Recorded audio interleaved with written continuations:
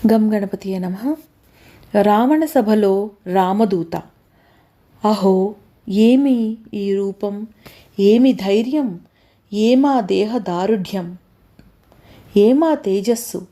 ఆహా, ఈ రాక్షస రాజన్యుడు సర్వశుభ ప్రశస్త లక్షణుడై అలరారుతున్నాడే. ఈ రాక్షసేశ్వరుడు ఆ అధర్మ కార్యమైనట్టి సీతాపహరణము చేసి ఉండకపోతే ఈతడు దేవలోకానికి పాలకుడు కాదగినవాడు కదా అనుకున్నాడు హనుమ. రావణ సభలో సర్వసామంత సచివ సేనానాయకుల సమక్షంలో సింహాసనాధీసుడైన దశకంఠుని గాంచి, ఏమి శత్రుదూత నుంచి వైరిరాజుకి ప్రశంసలా అనుకున్నాడు రావణాసురుడు ఆశ్చర్యంగా. ఒకరి ఆంతర్యాన్ని మరొకరు గ్రహించగలిగిన బ్రహ్మజ్ఞానులా ఇద్దరు. ఆ ఆంతరంగిక హావభావ విన్యాసాలను అర్థం చేసుకోలేని రావణ సభ యావత్తూ ఉత్కంఠతో హనుమ వైపు చూస్తోంది. అహో, ఏమీ వానరు దర్పం! ఈతడు నిజంగా వానరుడేనా, లేక ఆనాడు నేను కైలాస పర్వతాన్ని పెకిలించినప్పుడు కుపితుడై నన్ను శపించిన నందీశ్వరుడే ఈ రూపాన వచ్చాడా, లేక ఆ ఈశ్వరుడే వానరుడై అవతరించాడా? రుద్రుడు కాకుంటే అట్టి తేజస్సు ఈ వానర వీరునికి లభించుట సాధ్యం కాదు కదా. అట్లయినా ఆ శంకరుడే రామకింకరుడా, నా ముందుకు వచ్చినవాడా అనుకున్నాడు దశకంఠుడు. ఆ ఇద్దరి మధ్య గూడు కట్టుకుని ఉన్న నిశ్శబ్దాన్ని భగ్నం చేస్తూ మేఘనాథుడు గొంతు సవరించుకొని, రాక్షసేంద్ర, అశోకవనం విధ్వంసానికి కారణమైన వానరం ఇదే అని చెప్పాడు. బ్రహ్మాస్త్రానికి తప్ప మరే అస్త్రానికి తలవంచని ఆ వానరుడు సామాన్యుడు కాదని అర్థం చేసుకున్న రావణుడు రాక్షస రాజదర్పాన్ని ప్రదర్శిస్తూ, ఓరీ వానరా, ఎవరు నువ్వు? మా లంకలోకి ఎలా చొరపడ్డావు?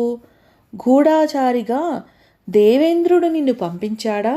లంకలో విధ్వంసాలు సృష్టించమని మా అసురజాతి శాశ్వత విరోధి ఆ వైకుంఠుడు నిన్ను పంపించినాడా? లేక మా కులదైవం శాంకరీదేవి ప్రాణవల్లభుడు ఆ శంకరుడే తన ప్రియసతిని చూసి రమ్మని శంకర కింకరుడిగా నిన్ను పంపినాడా? ఎవరు నువ్వు అని ప్రశ్నించాడు. నేనా, భూలోక సార్వభౌముడు నరేంద్రుడు, శ్రీరామచంద్రుడు, ఆ రాముడి దూతని నేను అని ప్రకటించాడు హనుమ. నరేంద్రుడా, రామచంద్రుడా అంటూ రావణుడు పక్కున నవ్వి, దేశ బలోషతుడైన ఆ రాముడు నరేంద్రుడట, ఆ నరుడికి దూత ఈ కోతి అట అన్నాడు. శతయోజన విస్తీర్ణ దక్షిణ సముద్రాన్ని అవలీలగా లంఘించి లంకిణిని ఒక్క ముష్టిఘాతంతో మట్టి కరిపించి నీ అశోకవనాన్ని ధ్వంసం చేసింది ఈ కోతే రావణ.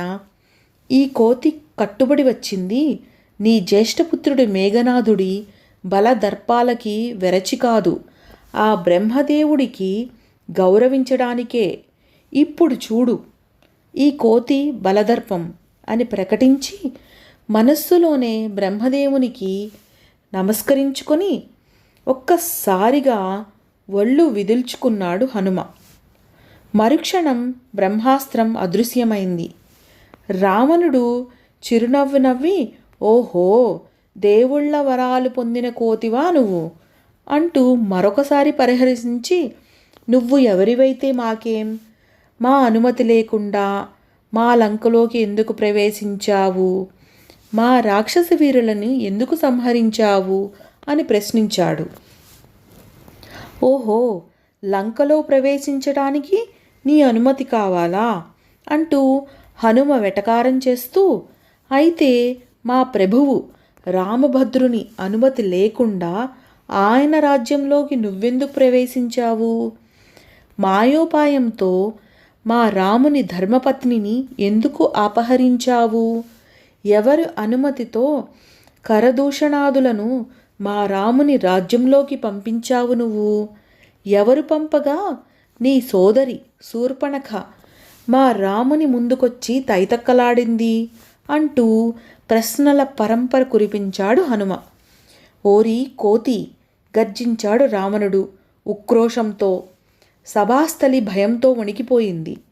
రామ రామ రామ, ఆ రామ అన్న శబ్దం చేర్చకుండా నువ్వు ఒక్క మాట కూడా మాట్లాడలేవా? రామ అన్న రెండక్షరాలే భవసాగరాన్ని దాటించే రామనౌక.